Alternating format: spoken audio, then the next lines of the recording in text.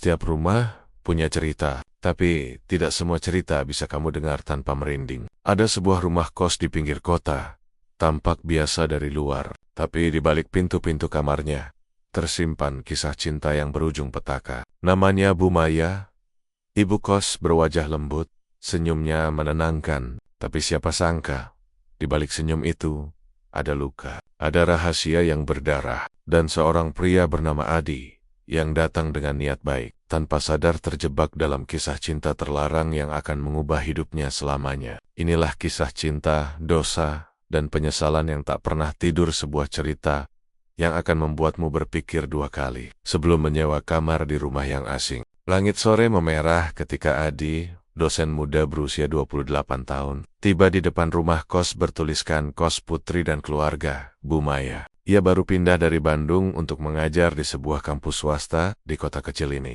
Tubuhnya lelah, wajahnya kusut, tapi tatapannya masih memancarkan semangat seseorang yang ingin menata hidup baru.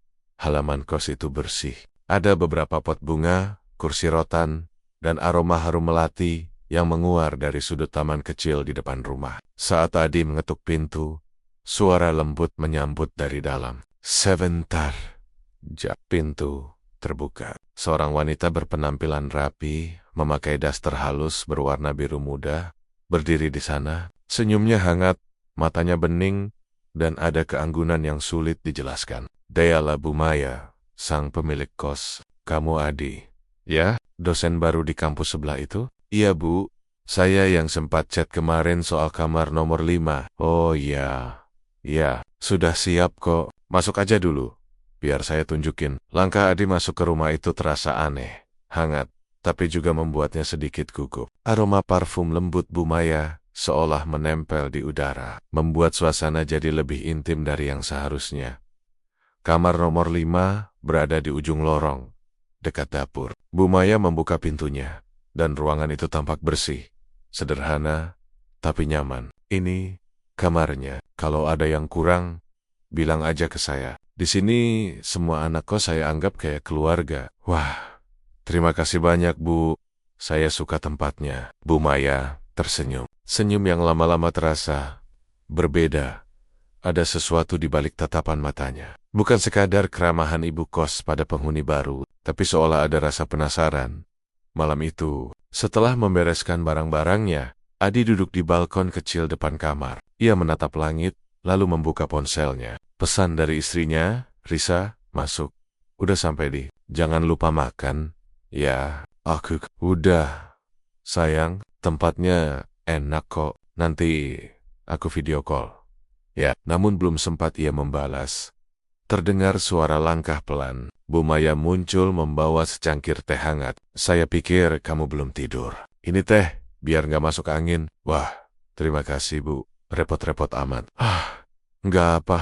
Saya biasa begini. Kalau penghuni baru nggak saya perhatiin, nanti malah sakit. Mereka berbincang ringan tentang kota ini, tentang kampus, dan tentang kehidupan. Tapi, entah kenapa, setiap kali Bu Maya tertawa, Adi merasa jantungnya berdebar aneh. Ada sesuatu di balik senyum itu, sesuatu yang sulit dijelaskan. Keesokan paginya, Adi bersiap ke kampus. Saat keluar dari kamar, Bu Maya sedang menyapu halaman, memakai daster yang tipis dan rambut yang diikat setengah. Adi sempat salah tingkah. Pagi Bu, pagi juga, Pak dosen. Hehe, jangan panggil begitu. Malu saya. Loh, harusnya bangga. Dosen muda itu langka. Biasanya dosen itu sudah bapak-bapak semua. Tatapan mereka bertemu sejenak. Lalu Bu Maya tersenyum lagi. Senyum yang kali ini terasa lebih menggoda daripada ramah. Hari-hari berikutnya berjalan cepat. Adi mulai betah. Ia mengajar dengan semangat, meski rasa rindu pada istrinya sering datang diam-diam di malam hari. Namun, hubungan dengan Bu Maya makin dekat. Kadang Bu Maya mengantarkan sarapan. Kadang membantu mencuci pakaian dengan alasan daripada numpuk. Setiap kali Adi menolak, Bu Maya hanya tersenyum manis. Sudahlah, biar saya aja. Anggap aja kayak anak sendiri. Namun di balik kalimat itu, ada tatapan yang membuat dada Adi berdebar. Dan malam itu, semuanya mulai berubah. Suatu malam, hujan deras. Listrik padam. Suasana gelap dan dingin. Adi duduk di tempat tidur sambil menyalakan ponselnya sebagai senter. Tiba-tiba pintu kamarnya diketuk perlahan. Tok, tok. Adi, kamu masih bangun? Suara itu, Bu Maya. Adi membuka pintu, dan di hadapannya berdiri Bu Maya dengan lilin di tangan, memakai selimut tebal. Cahaya lilin membuat wajahnya tampak lembut sekaligus misterius. Aku takut gelap, ucap Bu Maya pelan. Boleh aku duduk di sini sebentar? Adi ragu, tapi akhirnya mengangguk. Mereka duduk berdampingan di tepi tempat tidur. Suara hujan deras, angin berdesir, dan aroma tubuh Bu Maya bercampur dengan wangi teh yang masih tersisa di meja. Mereka diam cukup lama, sampai Bu Maya menatap Adi dan berkata dengan suara nyaris berbisik, "Kamu mirip almarhum suamiku.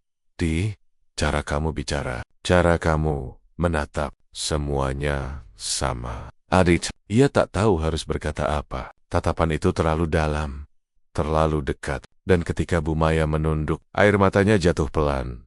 Adi spontan menyentuh tangannya untuk menenangkan, tapi sentuhan itu justru membuat suasana berubah. Bu Maya menggenggam balik. Lama, terlalu lama, udara di kamar itu jadi panas, padahal hujan masih mengguyur di luar. Adi segera melepaskan genggaman itu dan berdiri. Bu, saya mending nyalain lilinnya aja di ruang tamu. Maaf, saya kebawa suasana. Bu Maya menunduk, tersenyum tipis. Senyum yang kali ini lebih berbahaya dari sebelumnya. Malam itu, Adi tak bisa tidur. Senyum Bu Maya terus berputar di kepalanya. Begitu juga wajah istrinya yang menunggu di rumah. Di balik kelembutan ibu kosnya, Adi merasa ada sesuatu yang dalam dan berbahaya. Namun di sisi lain, ada perasaan yang diam-diam tumbuh. Perasaan yang seharusnya tidak ada. Dan sejak malam itu, Adi mulai sadar. Hidupnya di kos itu tak akan lagi tenang. Pagi datang membawa udara lembab sisa hujan semalam. Burung-burung berkicau pelan di atap rumah kos yang masih basah. Adi berdiri di depan wastafel, mencuci muka berulang kali. Mencoba menghapus bayangan semalam yang terus menempel di kepalanya. Sentuhan tangan Bu Maya, tatapan matanya yang dalam, senyum tipis di bawah cahaya lilin. Ia menghela napas panjang. Aduh, Di, kamu ini ngapain sih? Dia cuma ibu kos, cuma pengganti suasana sementara, gumamnya pada diri sendiri. Adi mencoba fokus. Hari ini ia mengajar 2 kelas. Ia bersiap rapi, mengambil buku, dan berjalan keluar kamar. Tapi begitu membuka pintu, di sana sudah berdiri Bu Maya, dengan rambut masih basah sehabis mandi, memakai gaun rumah warna krem yang membentuk tubuhnya. Di tangannya, ada nampan berisi teh panas dan roti bakar. Pagi Pak dosen, sarapan dulu, biar kuat ngajar. Loh Bu, nggak usah repot-repot, saya bisa beli di warung. Ah, nggak repot, saya cuma bikin lebih. Lagi pula, kamu itu penghuni paling rajin di sini. Pantas dapat perhatian lebih. Nada suaranya ringan, tapi ada senyum kecil di ujung bibir yang membuat Adi tak tahu harus memalingkan pandangan kemana. Ia menerima teh itu, berusaha menjaga jarak. Namun saat ia menunduk, Bu Maya mendekat sedikit. Aroma parfumnya lembut, mengganggu, membuat dada Adi sesak oleh rasa yang tak seharusnya muncul. Terima kasih Bu, saya berangkat dulu ya. Hati-hati di jalan. Di, ucap Bu Maya, sambil menatapnya dari ujung lorong. Tatapan yang terasa mengiringi sampai gerbang. Siang hari di kampus kelas berjalan lancar, tapi pikiran Adi melayang-layang. Ia berusaha fokus menjelaskan teori sastra, tapi setiap kali berhenti bicara, pikirannya kembali ke rumah kos, ke suara lembut itu, ke senyum yang menyimpan sesuatu. Saat jam istirahat, rekannya, Doni, dosen lain di jurusan itu, menepuk bahunya. Kamu kok melamun, Di? Lagi kangen istri ya? Hihi, iya, gitu deh. Udah lama gak pulang kan? Kalau lama-lama sendiri, bisa bahaya tuh. Doni tertawa kecil. Kalimat itu seperti sindiran yang terasa benar-benar mengenai hatinya. Sore di rumah kos saat Adi pulang. Suasana rumah kos tampak tenang. Beberapa penghuni perempuan terlihat menjemur pakaian sambil bergosip pelan. Saat Adi lewat, mereka berhenti sejenak dan saling pandang. Bisik-bisik samar terdengar. Itu, yang dosen baru ya? Iya, yang sering dibawain teh sama Bu Maya. Masa sih? Kok perhatian banget si ibu kos? Adi pura-pura tidak dengar, tapi pipinya terasa panas. Ia melangkah cepat ke kamarnya. Baru saja menutup pintu, suara lembut itu terdengar dari luar. Adi, bisa bantu saya bentar? Bu Maya berdiri di depan pintu dengan tangan membawa tangga lipat. Saya mau pasang tirai baru di ruang tamu, tapi susah. Besok, Adi sebenarnya ingin menolak, tapi rasanya canggung. Ia akhirnya mengangguk dan ikut membantunya. Ruang tamu kos itu besar, dengan langit-langit tinggi dan jendela menghadap taman belakang. Adi memanjat tangga, memegang batang besi untuk menggantung tirai baru. Bu Maya berdiri di bawah, menahan tangga sambil menatap ke atas. Dari bawah, pandangannya naik perlahan, menatap postur Adi yang tegap. Ia menggigit bibir, menahan sesuatu di dada. Sementara Adi bisa merasakan tatapan itu, membuat tangannya sedikit gemetar saat menggantungkan tirai. Udah, Bu, tirainya udah kepasang. Wah, cepet banget. Makasih ya. Saat Adi turun, kakinya terpleset sedikit, dan secara refleks, Bu Maya menangkapnya. Tubuh mereka hampir bersentuhan. Jarak di antara mereka hanya sejengkal. Waktu seolah berhenti. Mata mereka saling bertemu. Tatapan itu lebih lama dari yang seharusnya. Adi segera mundur. Maaf Bu, nggak apa-apa, jawab Bu Maya. Suaranya nyaris berbisik. Hening panjang mengisi ruangan. Lalu Bu Maya tersenyum samar. Kamu capek? Ya, saya bikinin kopi. Ya, Adi menggeleng. Nggak usah Bu, saya mau istirahat aja. Ia berjalan cepat kembali ke kamarnya, menutup pintu dengan napas terengah. Di dalam, ia menatap cermin dan berkata pelan, kamu harus jaga diri, Di. Ini udah mulai nggak beres. Sekitar pukul 10 malam, Adi masih membaca bahan kuliah di meja belajarnya. Hujan rintik turun lagi dari jendela kamar. Ia melihat bayangan seseorang di taman belakang. Sosok wanita berdiri diam di bawah lampu redup. Rambutnya terurai, dasternya putih. Bu Maya, ia menatap ke arah kamar Adi. Tatapan itu lama, tanpa suara, tapi terasa menusuk dada. Adi buru-buru menutup tirai. Namun setelah itu, terdengar langkah mendekat. Tok, tok. TOK. Adi, kamu belum tidur? Suara itu lembut, tapi kali ini terdengar berbeda. Seperti ada perasaan yang menuntut jawaban. Adi diam, tidak menjawab. Ketukan berhenti. Lalu langkah kaki itu perlahan menjauh. Ia menarik napas panjang. Jantungnya berdetak cepat. Ketenangan rumah kos itu mulai terasa menyesakkan. Paginya, gosip mulai menyebar. Salah satu penghuni kos, Nisa, berbisik pada temannya. Aku semalam lihat Bu Maya berdiri lama banget di depan kamar Adi. Kayak nunggu sesuatu. Serius? Ih, aneh banget. Gosip itu menyebar cepat. Bu Maya terlihat menatap tajam ke arah para penghuni yang berbisik di sudut halaman. Adi mendengar semuanya dari dalam kamar. Ia menutup wajah dengan tangan. Ya Tuhan, ya Tuhan, kalau terus begini, nama aku bisa rusak. Tapi di dalam hatinya, ada satu hal yang lebih menakutkan.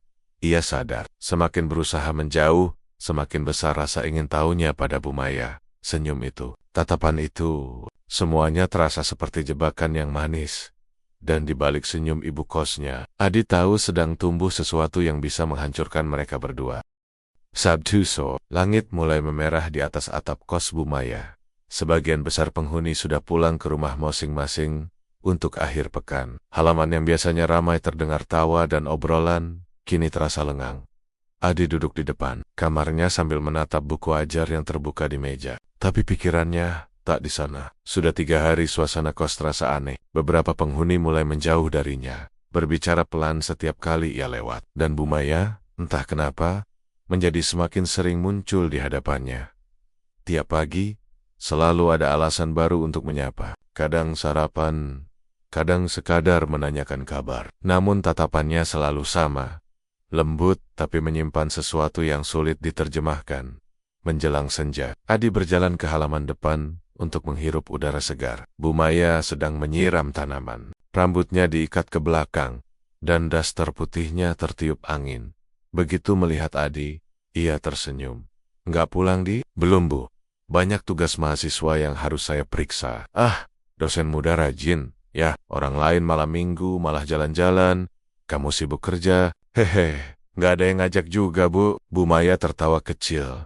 Tapi tawanya terdengar berbeda, lembut, namun seolah menyimpan kerinduan yang dalam. Kalau gitu, makan malam di rumah aja. Saya masak sedikit lebih banyak. Sayang kalau cuma saya yang makan. Adi sebenarnya ingin menolak, tapi sulit untuk berkata tidak pada wajah yang sehangat itu. Akhirnya ia mengangguk. Baik bu, saya bantu nanti. Jam menunjukkan pukul 8. Ruang tengah diterangi lampu temaram. Aroma masakan memenuhi udara. Wangi tumis buncis dan ayam bakar. Bu Maya mengenakan gaun tidur berwarna ungu tua. Bukan daster biasa, tapi lebih halus. Membuatnya tampak anggun sekaligus menggoda. Adi sempat menelan ludah melihatnya, lalu segera berpaling. Wah, masakannya enak banget bu. Masakan sederhana aja tapi kalau dimakan bareng, rasanya bisa beda. Mereka makan berdua, suara hujan menjadi musik latar. Sesekali Bu Maya menatap Adi lama, lalu tersenyum samar. Kamu tahu nggak sudah lama rumah ini nggak ada laki-laki yang duduk di meja makan. Maksudnya bu, sejak suami saya meninggal, 2 tahun lalu, sejak itu saya hidup sendirian di sini. Adi terdiam. Ia baru tahu. Maaf bu, saya nggak tahu. Saya turut berduka. Nggak apa. Waktu itu, saya sempat depresi. Tapi, pelan-pelan saya mulai terbiasa. Hanya saja, Bu Maya berhenti bicara. Tatapannya menerawang ke jendela. Kadang, saya masih merasa kesepian. Malam-malam seperti ini terasa panjang. Hening. Suara hujan makin deras. Adi tak tahu harus berkata apa. Ia hanya menatap sendok di tangannya, menahan diri agar tak tenggelam dalam suasana yang mulai berubah. Lalu tiba-tiba, listrik padam. Semua gelap. Aduh, seru Bu Maya pelan. Mati lampu lagi. Adi bangkit mencari lilin. Ketika cahaya lilin menyala, mereka saling menatap, begitu dekat. Bayangan wajah Bu Maya menari di dinding. Matanya basah. Kamu tahu katanya lirih, kadang saya berharap ada seseorang yang bisa buat rumah ini terasa hidup lagi. Adi tercekat. Bu, kamu gak usah jawab, saya cuma bicara saja. Mungkin karena malam ini terlalu sunyi. Ia tersenyum, tapi senyumnya penuh luka. Adi bisa merasakan ketulusan, sekaligus godaan di baliknya. Ia berusaha menjaga jarak, tapi perasaan itu mulai berperang di dalam dirinya. Tengah malam setelah makan, Adi pamit ke kamarnya. Namun, ia tidak bisa tidur. Bayangan Bu Maya terus menghantui. Pikirannya, senyum lembutnya, tatapan matanya yang seperti meminta pengertian. Dari jendela kamarnya, Adi melihat Bu Maya duduk di teras belakang, sendirian, dengan lilin kecil di meja. Ia menatap foto di tangannya. Foto seorang pria, mungkin suaminya. Rasa iba tiba-tiba muncul. Adi ingin menenangkannya. Namun sebelum, ia sempat melangkah. Terdengar suara berisik dari arah dapur. Adi berjalan pelan, lalu melihat sesuatu yang membuatnya berhenti di tempat. Di dinding dapur tergantung foto-foto lama, dan salah satunya adalah foto Bu Maya bersama seorang pria muda yang mirip dirinya. Tubuhnya kaku itu. Siapa? Gumamnya, pelan. Langkah kaki terdengar di belakangnya. Bu Maya berdiri di sana, membawa lilin. Tatapannya tenang, tapi matanya tampak lelah. Kamu mirip dia, Itulah kenapa saya selalu merasa aneh waktu pertama lihat kamu. Itu suami bu. Bukan. Itu adik suami saya. Dia meninggal sebelum suami saya. Kecelakaan di jalan, 2 tahun lalu. Umurnya sebaya kamu. Adi terdiam. Semua penjelasan tiba-tiba terasa masuk akal. Cara Bu Maya menatapnya. Perhatian yang berlebihan. Semua karena ia mengingatkan pada seseorang dari masa lalu. Namun saat ia hendak bicara, Bu Maya berkata pelan. Tapi, lama-lama, aku sadar kamu bukan dia. Kamu berbeda. Tapi entah kenapa, setiap kali kamu ada, aku merasa hidup kembali. Suara hujan makin keras. Lilin bergoyang tertiup angin. Adik menunduk, bingung antara kasihan dan ketertarikan yang tak bisa diingkari. Bu, saya nggak ingin salah paham. Aku juga tidak ingin. Tapi kadang perasaan itu datang tanpa kita minta. Bu Maya melangkah mendekat. Jarak di antara mereka hanya sejengkal. Adi menatap wajahnya, melihat luka lama yang belum sembuh, tapi juga melihat bahaya yang menunggu di dalam tatapan itu. Tolong bu, jangan begini, ucap Adi perlahan. Aku cuma ingin bicara aku kesepian. Hanya itu. Namun suara itu terdengar bergetar. Bu Maya menatap matanya lama sekali, sampai akhirnya Ia memutar badan dan berjalan pergi, meninggalkan Adi dengan jantung berdetak cepat. Pagi terasa canggung. Bu Maya tak muncul di dapur seperti biasa. Para penghuni yang tersisa mulai berbisik-bisik lagi. Kali ini lebih keras. Semalam, ada suara orang bicara dari dapur loh. Kayak suara Bu Maya sama si dosen itu. Ih, jangan-jangan beneran ada apa-apa? Adi hanya bisa menunduk. Ia tahu, semakin lama tinggal di sana, semakin besar risikonya. Namun anehnya, di balik semua kecanggungan itu, hatinya tidak benar-benar ingin pergi. Senyum Bu Maya, kesedihannya, dan misteri yang ia sembunyikan, semuanya menahannya di sana. Sesuatu di dalam dirinya ingin tahu lebih dalam, meski ia sadar. Semakin dekat berarti semakin tenggelam. Dan di balik senyum lembut ibu kosnya, Adi tahu, ada rahasia lain yang belum terungkap sepenuhnya. Malam itu, suasana rumah kos terasa lebih sunyi dari biasanya. Adi duduk di meja belajarnya, menatap layar laptop yang kosong. Sudah hampir 1 jam ia mencoba mengetik bahan kuliah, tapi pikirannya tak bisa tenang. Sejak malam minggu itu, ia merasa aneh setiap kali berpapasan dengan Bu Maya. Kadang Bu Maya bersikap seperti biasa, lembut, perhatian, seolah tak terjadi apa-apa. Tapi di beberapa momen lain, tatapannya kosong, seperti orang yang sedang menyembunyikan beban besar. Kedekatan mereka yang dulu terasa hangat, kini berubah jadi tekanan yang membuat dada sesak. Adi tahu ada sesuatu yang tidak beres, entah pada dirinya atau pada Bu Maya. Tengah malam yang mengganggu waktu menunjukkan pukul 11 lewat. Sebagian besar penghuni kos sudah tidur. Adi mematikan lampu kamarnya, mencoba berbaring. Tapi saat matanya hampir terpejam, ia mendengar suara aneh dari arah lorong. Tok, tok, tok. Suara itu pelan, tapi berirama. Seperti seseorang mengetuk pintu dengan ujung kuku. Adi menegakkan badan, mendengarkan dengan saksama. Tok, tok, tok. Suaranya berasal dari ujung lorong, tempat di mana ada satu kamar yang selalu dikunci. Kamar nomor 7. Kamar itu sudah lama tidak ditempati. Bu Maya pernah berkata kalau kamar itu rusak dan belum sempat diperbaiki. Tapi malam ini, suara ketukan itu datang dari sana. Adi berdiri pelan, membuka pintu kamarnya sedikit. Lorong itu gelap, hanya diterangi lampu temaram dari dapur. Udara malam terasa dingin menusuk kulit. Ia melangkah perlahan. Setiap langkah terasa berat. Saat sampai di depan kamar nomor 7, suara ketukan berhenti, digantikan oleh suara isak tangis. Tangisan pelan, seperti seorang wanita menangis tertahan di balik pintu. Adi siapa di dalam? Tanyanya pelan. Tak ada jawaban. Hanya suara lirih seperti seseorang berbisik. Samar, tapi jelas. Pergi, tolong, pergi. Adi mundur setapak. Jantungnya berdebar kencang. Ia menatap gagang pintu itu, berdebu, tapi sedikit bergerak. Dan tepat saat ia hendak berbalik, sebuah tangan menyentuh bahunya dari belakang. Adi tersentak, hampir berteriak, saat menoleh. Yang berdiri di belakangnya adalah Bu Maya. Wajahnya pucat, rambutnya acak-acakan, matanya sembab. Ngapain kamu di sini, Di? Saya dengar ada suara dari dalam kamar ini. Jangan ganggu kamar itu, seru Bu Maya tiba-tiba. Suaranya bergetar. Adi kaget. Bu Maya jarang sekali meninggikan suara. Ia menatap Bu Maya yang kini menunduk, menarik napas panjang. Maaf, kamar itu tidak boleh dibuka. Tapi kenapa, Bu? Karena itu kamar seseorang yang sudah nggak ada. Suasana menjadi sunyi lagi. Adik suami saya dulu tinggal di kamar itu. Lanjut Bu Maya dengan suara bergetar. Namanya Arga.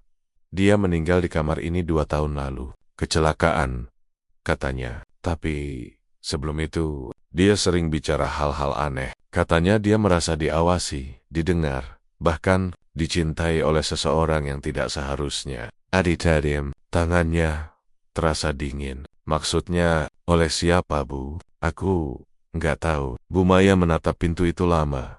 Matanya berkaca-kaca. Tapi sejak dia meninggal, setiap hujan malam seperti ini, kadang aku dengar dia menangis di dalam. Suara itu sama seperti barusan kamu dengar. Mereka duduk di ruang tamu dengan 2 gelas teh yang sudah dingin. Bu Maya menceritakan masa lalunya dengan suara pelan. Sesekali terhenti karena emosinya sendiri.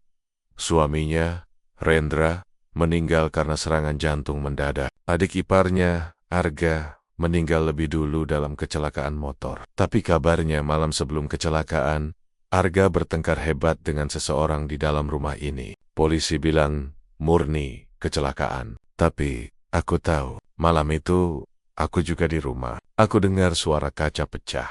Aku dengar dia berteriak, "Bu." Dan setelah itu, aku nggak pernah bisa tidur nyenyak. Adi menatap wajah Bu Maya. Bukan lagi wajah menggoda seperti sebelumnya, tapi wajah seorang wanita yang dihantui masa lalu. Tatapan matanya tampak lelah, seperti menyimpan penyesalan yang dalam. "Bu Maya, kalau ada yang bisa saya bantu, kamu sudah bantu, dengan ada di sini." Kalimat itu membuat suasana hening lagi. Bu Maya menatap Adi lama. Ada luka di balik senyumnya, tapi juga rasa yang sulit dijelaskan. "Kamu tahu nggak, dulu Arga juga suka duduk di situ," katanya sambil menunjuk kursi tempat Adi duduk sekarang. "Kadang, aku merasa kamu datang bukan kebetulan. Seperti semesta sengaja mengirimkan wajah yang mirip dengannya ke rumah ini." Kata-kata itu menembus ke dalam hatinya. Rasa iba, kasihan, dan ketertarikan bercampur jadi satu. Namun jauh di dalam pikirannya, ada ketakutan yang tumbuh. Malam berikutnya, Adi mencoba tidur lebih awal, tapi suara itu datang lagi. Kali ini bukan ketukan, melainkan langkah kaki di lorong. Pelan, berhenti tepat di depan pintu kamarnya. Adi menahan napas. Langkah itu berhenti beberapa detik, lalu ada suara bisikan samar. "Adi, Ia terlonjak bangun. Suaranya jelas, suara wanita, tapi lirih seperti dari jauh. Adi membuka pintu kamar perlahan. Lorong itu kosong, namun ketika ia menatap ke arah kamar nomor 7, pintunya sedikit terbuka, padahal sebelumnya selalu terkunci.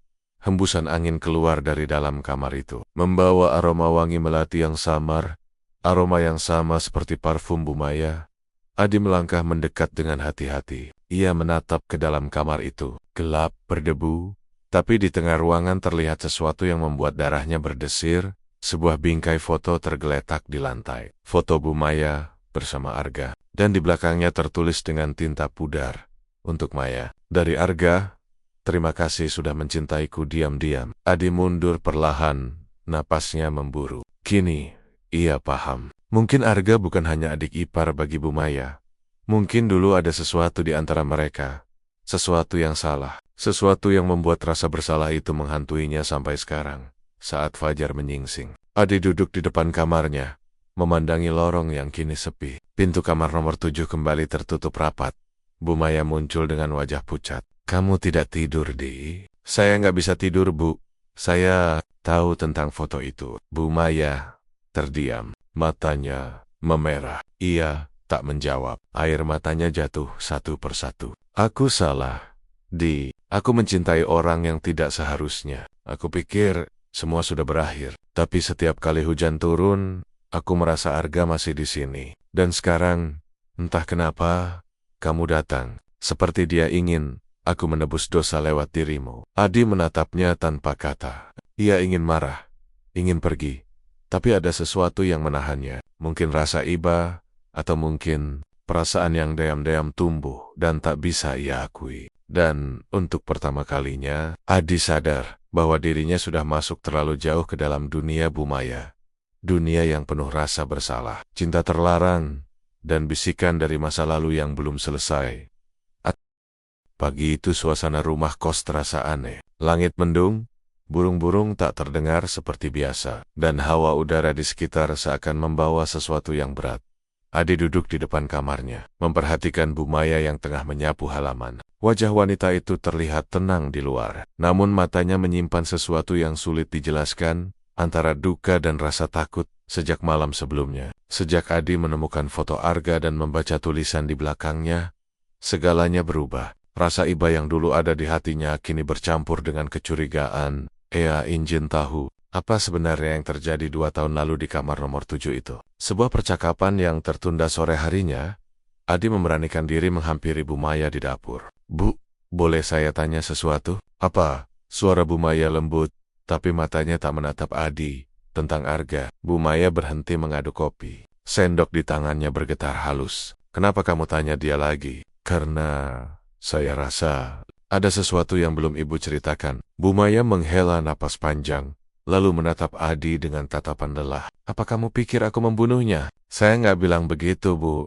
Tapi, dari caranya ibu bercerita, seolah ada sesuatu yang ibu sembunyikan. Wajah Bu Maya berubah tegang. Kamu harus tahu, Adi. Cinta itu kadang bisa membuat orang kehilangan akal. Maksud ibu, aku mencintainya. Tapi bukan karena aku mau. Aku hanya kesip. Suara Bu Maya bergetar.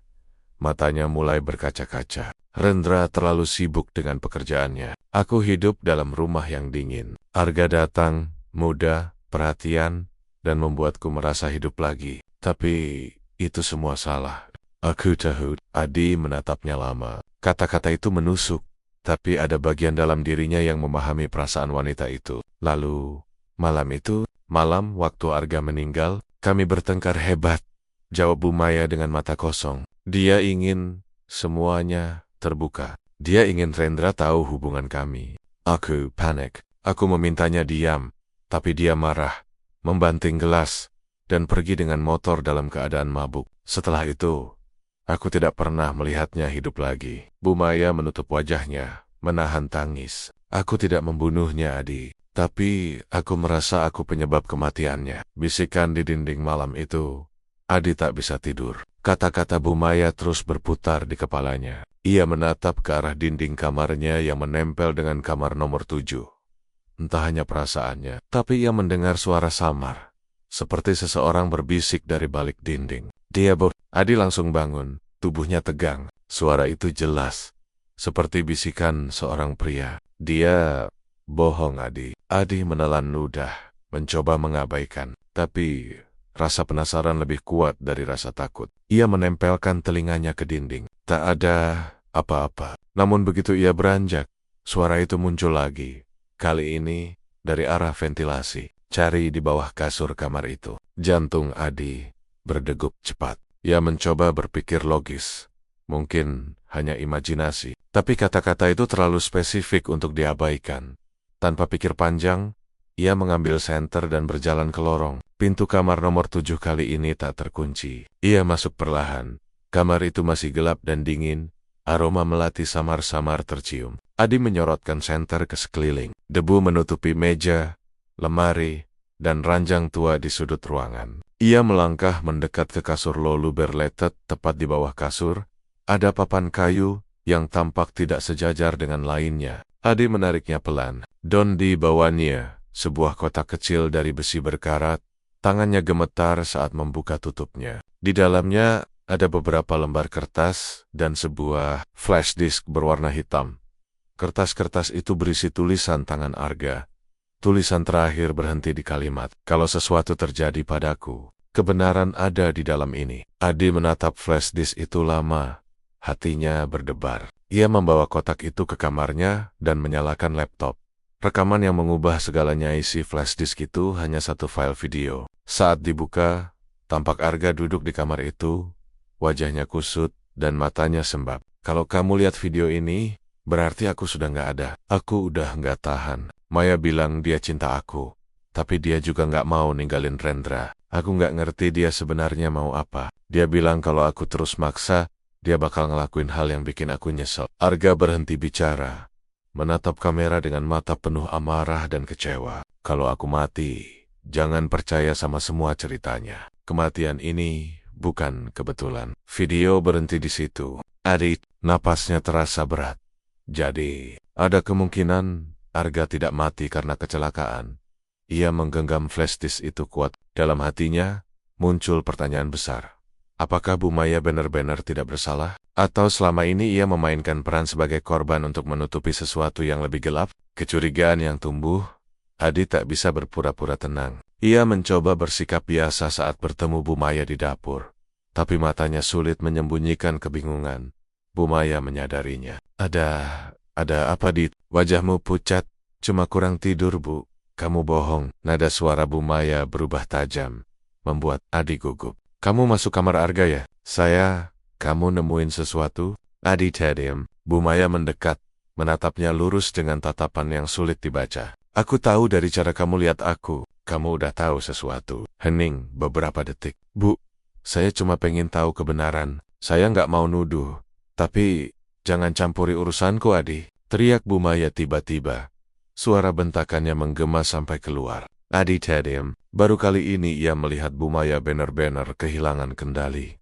Wanita itu menatapnya dengan air mata menetes di pipi. Kamu nggak ngerti, Di. Aku udah cukup dihantui masa lalu. Jangan buat aku kehilangan kamu juga. Kata-katanya membuat Adi bingung. Antara marah, takut dan kasihan bercampur jadi satu. Tapi di dalam hatinya, sesuatu sudah berubah. Rasa percaya itu mulai retak.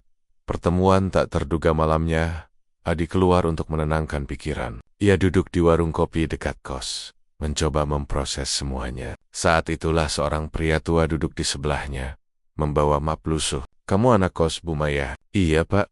Kenapa? Aku mantan penjaga rumah itu dulu, sebelum Arga meninggal. Adi menatapnya penuh perhatian. Aku tahu apa yang terjadi malam itu, ucap pria tua itu pelan. Arga nggak mati karena kecelakaan. Malam itu ada teriakan, ada suara pecahan kaca, dan seseorang keluar rumah dengan wajah panik.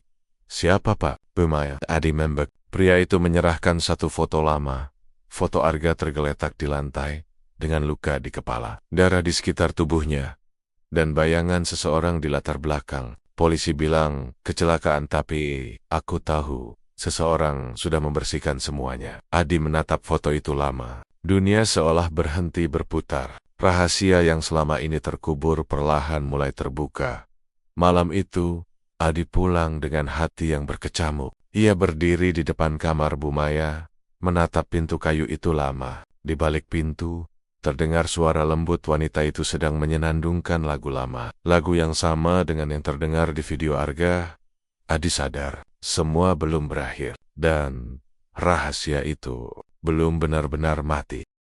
Malam itu Adi hampir tidak tidur sama sekali. Foto yang diberikan oleh pria tua di warung kopi terus menghantui pikirannya. Bayangan tubuh Arga tergeletak dengan luka di kepala, dan sosok samar di belakangnya yang mirip Bu Maya. Semuanya seolah menjadi potongan teka-teki yang selama ini tersembunyi. Hujan turun rintik-rintik di luar, menciptakan suara yang menenangkan, tapi sekaligus menegangkan. Adi menatap pintu kamar Bu Maya yang tertutup rapat di ujung lorong. Dari balik pintu itu, samar terdengar suara langkah kaki, lembut, pelan, tapi ritmenya tidak beraturan. Seperti orang yang sedang gelisah. Tatapan yang berbeda keesokan paginya. Bu Maya seperti biasa menyiapkan sarapan, tapi sikapnya tak lagi sama. Gerak tubuhnya kaku, senyumnya palsu, dan matanya penuh kewaspadaan. Sarapan, Di. Suaranya datar, tak selembut dulu. Terima kasih, Bu, jawab Adi hati-hati. Ia duduk di meja makan, memperhatikan Bu Maya yang sibuk menyiapkan teh. Tangannya gemetar, air panas sempat menetes ke punggung tangannya, tapi ia tidak bereaksi sedikit pun. Bu, tangan ibu, aku baik-baik saja. Suasana pagi itu begitu tegang. Adi merasa sedang hidup di antara dua dunia. Antara rasa iba pada wanita itu, dan ketakutan bahwa mungkin, di balik wajah lembutnya, tersembunyi sisi gelap yang berbahaya. Kunjungan yang tak terduga sore hari. Seseorang datang ke rumah kos. Seorang pria parubaya dengan pakaian dinas, membawa map coklat. Adi melihatnya dari kejauhan. Rupanya Pak Budi, penyidik kepolisian yang dulu menangani kasus kematian Arga. Selamat sore, Bu Maya. Maaf tiba-tiba datang. Sapanya sopan. Ada apa, Pak? Ada perkembangan dari kasus lama. Kami menemukan laporan baru, tapi saya cuma ingin memastikan beberapa hal. Adi diam di tangga, mendengarkan tanpa berani menampakkan diri. 2 tahun lalu kami tutup kasus Arga sebagai kecelakaan tunggal. Tapi sekarang, ada saksi baru yang mengatakan malam itu sempat terdengar suara pertengkaran dan kaca pecah.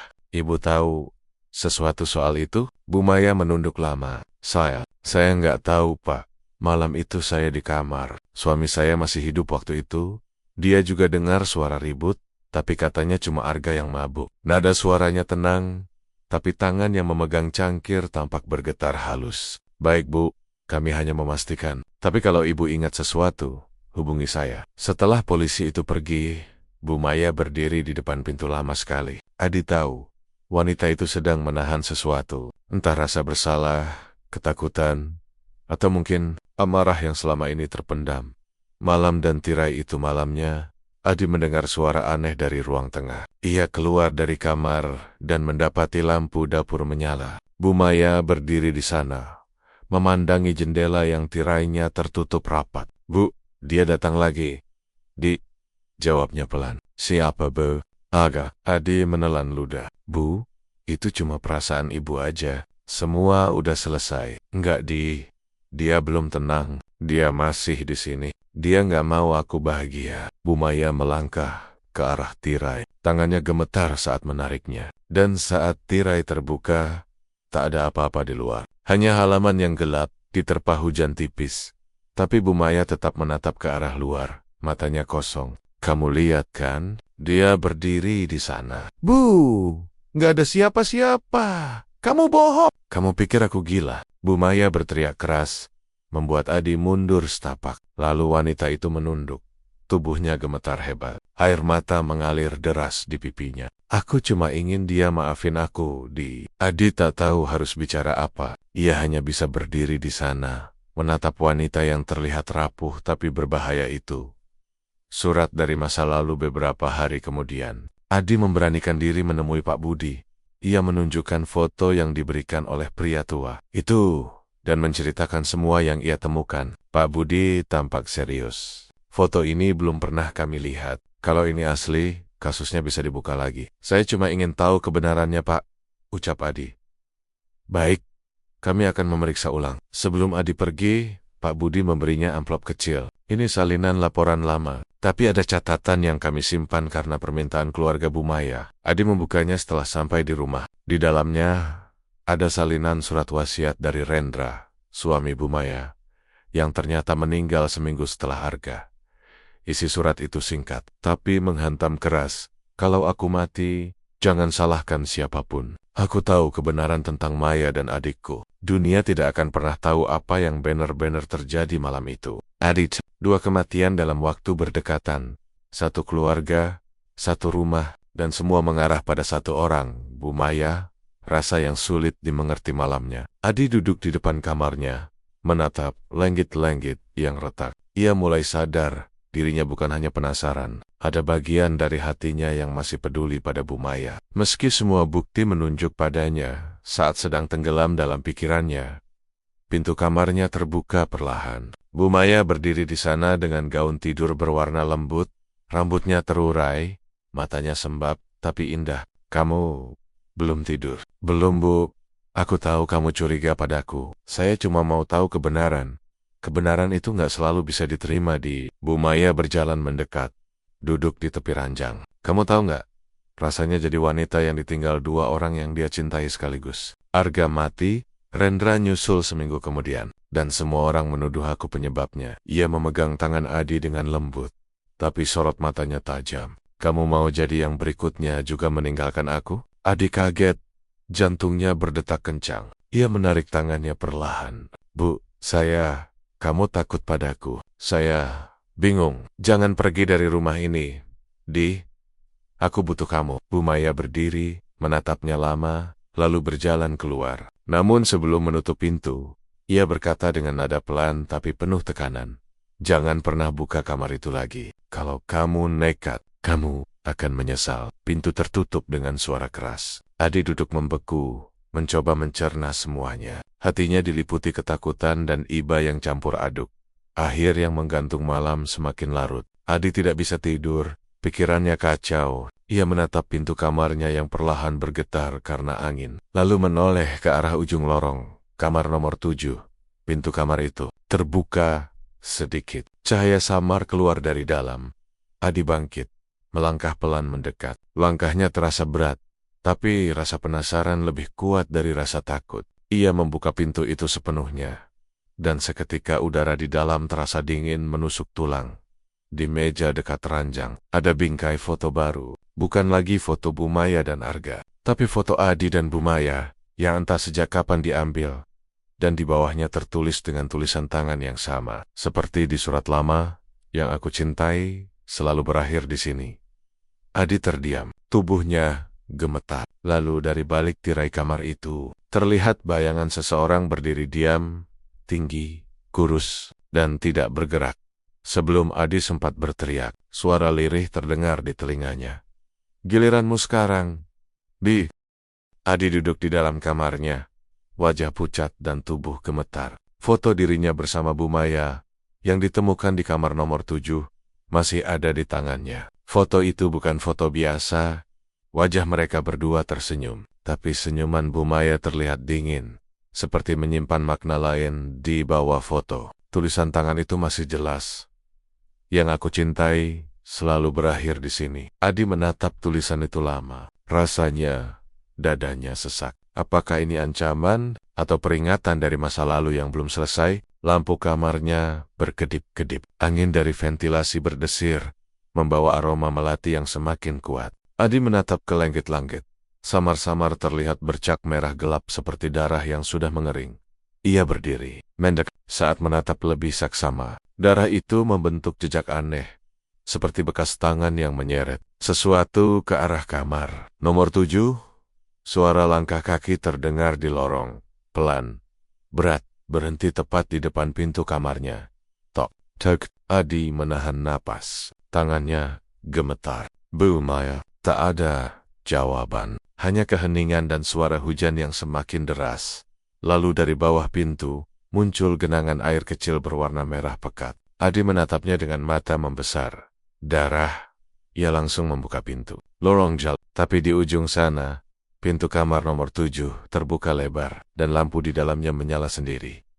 Adi melangkah perlahan ke kamar itu. Setiap langkah terasa berat. Suara detak jantungnya bergema di telinganya. Begitu ia sampai di depan pintu, udara di dalam kamar terasa dingin sekali, seperti menyentuh es. Di tengah kamar, di bawah cahaya lampu redup, terlihat sesuatu di lantai, sebuah bercak darah baru, dan di atas bercak itu, ada cincin pernikahan. Adi mengenali cincin itu. Ia pernah melihatnya melingkar di jari Bu Maya, tapi kini cincin itu penuh darah. Bu Maya, seru Adi panik, suaranya serak. Ia berlari ke arah belakang rumah ke arah dapur. Semoj, tapi dari arah ruang tamu terdengar suara seperti benda jatuh keras. Ketika ia sampai di sana, ia melihat Bu Maya duduk di lantai dengan wajah pucat.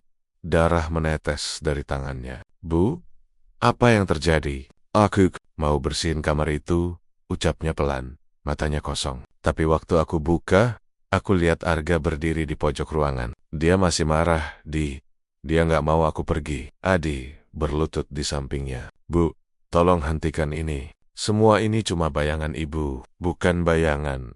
Dia belum pergi. Mata Bu Maya menatap lurus ke dinding, seolah melihat sesuatu yang tidak bisa dilihat Adi. Lalu tiba-tiba, semua lampu rumah padam. Gelap total. Suara langkah kaki berlari-lari terdengar di lantai atas. Padahal rumah kos itu hanya punya 2 penghuni malam itu. Bu Maya dan Adi. Adi menyalakan ponselnya sebagai senter. Bu, tetap di sini. Saya cek ke atas. Ia melangkah naik. Pelan tapi tegang. Tangga kayu berderit setiap kali diinjak. Begitu sampai di atas, udara terasa lebih dingin, dan bau besi menyengat, seperti bau darah. Senter ponselnya menyorot ke arah dinding, dan di sana ada tulisan besar yang tergores kasar dengan darah segar. Aku tidak mati sendiri. Adi mundur setapak, tubuhnya gemetar. Tiba-tiba terdengar suara keras dari bawah. Jeritan Bu Maya. Adi. Ia langsung berlari turun. Hampir terjatuh di tangga. Saat sampai di ruang tamu, Bu Maya sudah tidak ada. Yang tersisa hanya bekas darah di lantai menuju pintu belakang.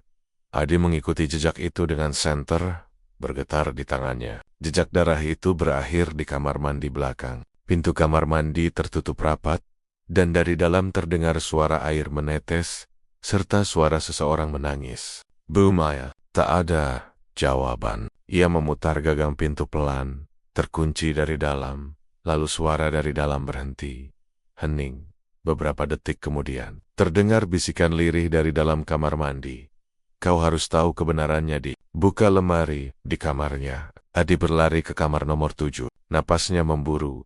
Jantungnya nyaris meledak. Ia menyorot ke arah lemari kayu tua yang tertutup debu. Ia menarik pintunya dengan keras, dan mendapati sebuah koper tua di dalamnya. Ia membukanya. Di dalamnya ada pakaian pria, milik Arga, tapi di bawahnya, sesuatu yang membuat darah Adi membeku.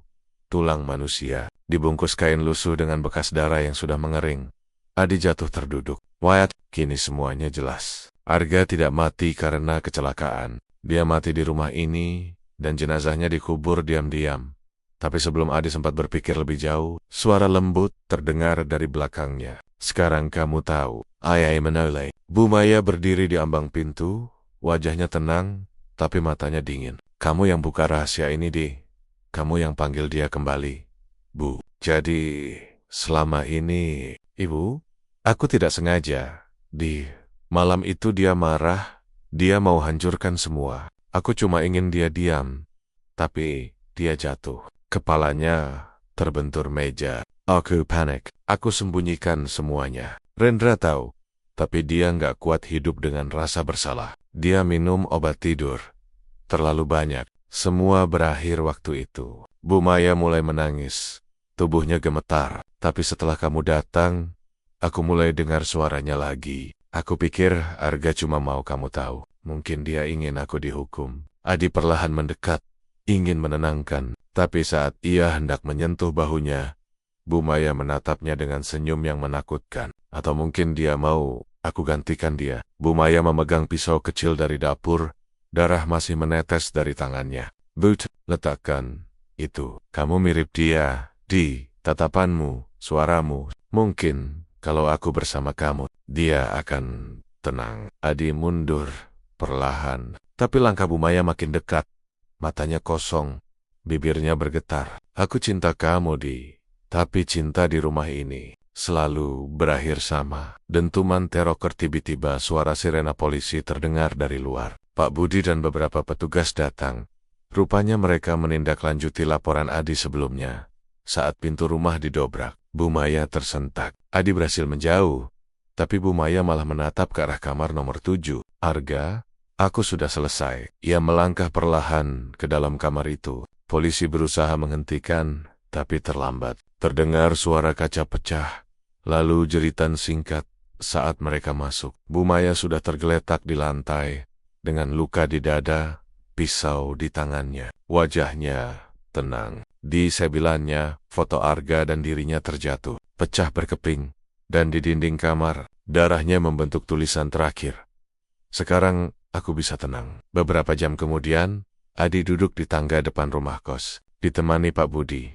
Matahari mulai muncul, tapi udara tetap dingin. Kami sudah pastikan tulang itu milik Arga, kata Pak Budi pelan. Bu Maya. Adi tak sanggup melanjutkan kalimatnya. Dia menyerahkan diri dengan caranya sendiri. Jawab Pak Budi. Beberapa rahasia memang harus dikubur, Di. Tapi kamu sudah bantu mengakhiri semuanya. Adi menatap rumah itu, sunyi, seolah tak pernah ada yang tinggal di dalamnya. Namun di jendela kamar nomor 7, tirai bergerak perlahan meski angin tak bertiup.